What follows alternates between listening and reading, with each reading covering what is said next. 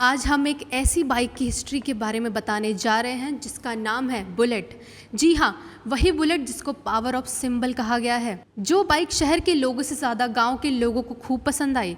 खास बात यह है कि इस बाइक को वर्ल्ड वॉर में इस्तेमाल किया गया था और भारत के आज़ादी के बाद सरकार ने बाइक को सेना और पुलिस को भी इस्तेमाल करने के लिए दिया। लेकिन आपको पता है कि ऐसा भी समय आ गया था, कंपनी को बंद करने का फैसला लेना शुरू कर दिया गया था। तो आज हम इसकी पूरी हिस्ट्री के बारे में बात करेंगे। मैं सलोनी चौबे, स्वागत है आपका हमारे नए वीडियो में। तो चलिए आपको ले चलते हैं इंग्लैंड से भारत तक के सफ़र में, जहां से रॉयल एनफील्ड की पहली झलक देखने को मिली। रॉयल एनफील्ड की शुरुआत सन 1891 में इंग्लैंड में हुई थी। इस कंपनी की स्थापना दो भाइयों ने की थी, जॉर्ज टाउनसेंड और रॉबर्ट वॉक स्मिथ। वॉर्स्टरशायर में एक साइकिल निर्माण कंपनी की नींव रखी।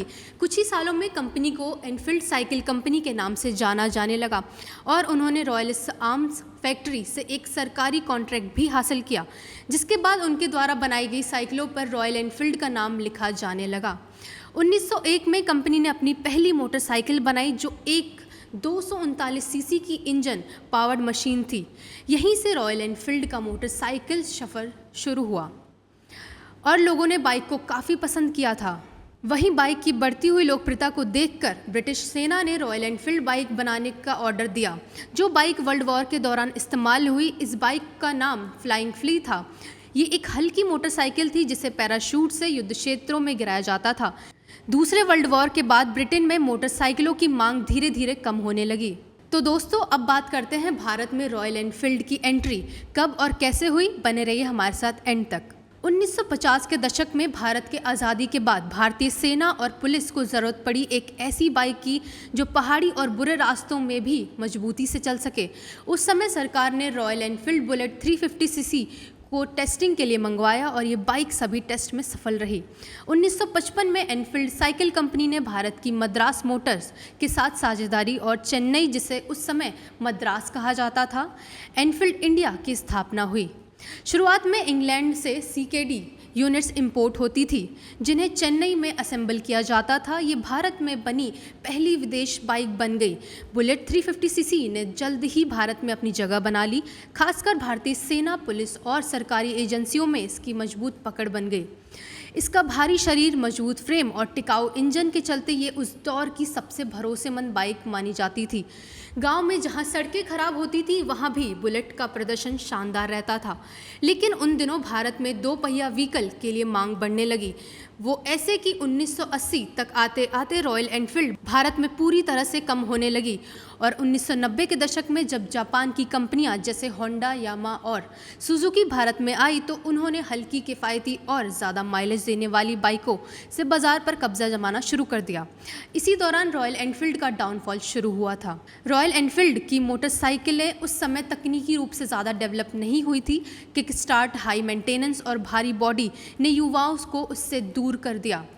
लोगों को लगने लगा कि ये बाइक सिर्फ ट्रिप और दूर सफ़र करने के लिए ही ठीक है, रोज़ाना सफ़र करने के लिए ये नहीं बनी। धीरे धीरे इसके डिमांड कम होने लगी। 1990 के दशक तक रॉयल एनफील्ड की हालत इतनी ख़राब हो चुकी थी कि कंपनी को बंद करने की नौबत आ गई थी। सेल्स लगातार गिर रही थी और कंपनी का मैनेजमेंट भी पुराने सेल्स पर ही चल रहा था। अब आते हैं उस कठिन दौर में। 1994 में आयशर ग्रुप ने एनफील्ड इंडिया को अपने अंडर कर लिया। आयशर मोटर्स, जो उस समय ट्रैक्टर और कॉमर्शियल व्हीकल्स मैन्युफैक्चर करती थी, उसने इस ऐतिहासिक ब्रांड को बचाने की जिम्मेदारी उठाई। इस अधिकरण के बाद भी कुछ सालों तक स्थिति ज़्यादा नहीं सुधरी और रॉयल एनफील्ड को बंद करने का सोच विचार शुरू हुआ। लेकिन बदलाव देखने को मिला 2000 में, जब सिद्धार्थ लाल, जो उस समय आयशर मोटर्स के मैनेजिंग डायरेक्टर बने, उन्होंने रॉयल एनफील्ड के भविष्य को लेकर एक नई सोच के साथ काम करना शुरू किया। सिद्धार्थ लाल ने सबसे पहले इस कंपनी को अपनी प्रायोरिटी बना ली। इस वजह से उन्होंने आयशर के कई छोटे बिजनेस यूनिट्स को बंद कर दिया और फोकस रखा सिर्फ दो चीज़ों पर, रॉयल एनफील्ड और कॉमर्शियल व्हीकल्स। 2 साल के अंदर चेंजेस देखने को मिले। उन्होंने बाइक के डिज़ाइन, इंजीनियरिंग और टेक्नोलॉजी पर जोर देना शुरू किया। 2009 में लॉन्च हुई क्लासिक 350 सीसी ने रॉयल एनफील्ड की किस्मत बदल दी। इस बाइक ने पूरी रॉयल एनफील्ड को एक नए डिज़ाइन और तकनीक से जोड़ दिया। इसके बाद थंडरबर्ड, हिमालयन और 650 ट्विंस जैसे मॉडल्स ने इसे न सिर्फ भारत में बल्कि इंटरनेशनल लेवल पर भी एक मजबूत ब्रांड बना दिया।